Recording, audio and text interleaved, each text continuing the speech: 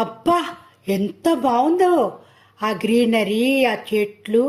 అవును, ఆ చెట్లు అలా పొడుగ్గా ఎలా ఎదిగాయో.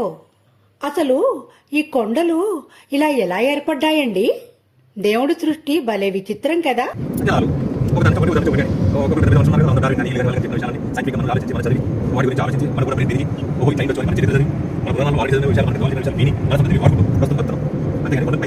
కొండలు అన్ని ఇట్లా ఏర్పడ్డాయి. ఈ ప్రపంచం అంతా ఆ విధంగా ఏర్పడింది. అర్థమైందా?